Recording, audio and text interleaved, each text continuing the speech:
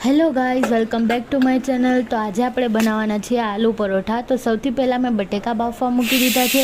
ત્યારબાદ મેં મરચું, લસણ અને આદુની પેસ્ટ કરી લીધી છે, જો આવી રીતે.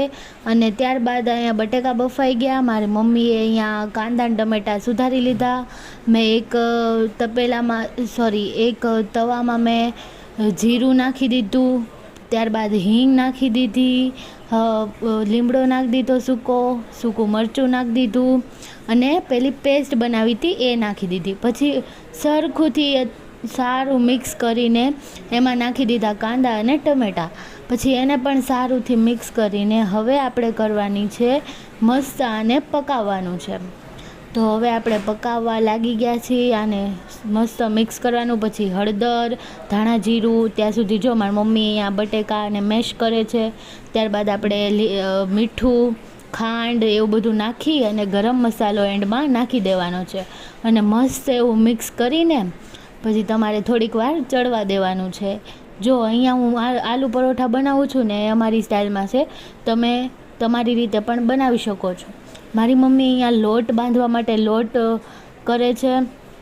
અને અહીંયા એક લીંબુ નાખી દેવાનું છે હોતેન સ્વાદ પ્રમાણે. તમારે જેવો સ્વાદ જોતો હોય એ પ્રમાણે વધારે રાખવાનું. હવે અહીંયા મેં મિક્સ કરી દીધું છે. જો અહીંયા સારી રીતે બટેકાની સાથે મિક્સ કરી દેવાનું છે આવી રીતે. પછી એની અંદર નાખવાના ધાણા અને મસ્તીનું મિક્સ કરી દેવાનું છે. હવે મારી મમ્મી અહીંયા લોટ બાંધે છે.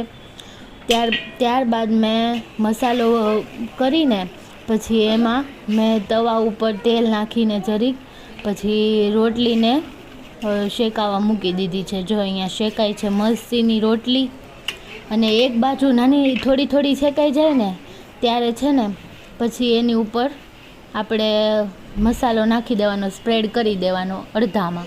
જો અહીંયા માથી સરખું થતું નથી પણ કારણ કે એક હાથમાં ફોન છે ને એક હાથમાં એ છે તો નથી થતું સરખું. પણ તમે મસ્તીનું સ્પ્રેડ કરીને આવી રીતે વાળી પછી તમે જો આવી રીતે આલુ પરોઠા બનાવી શકો છો.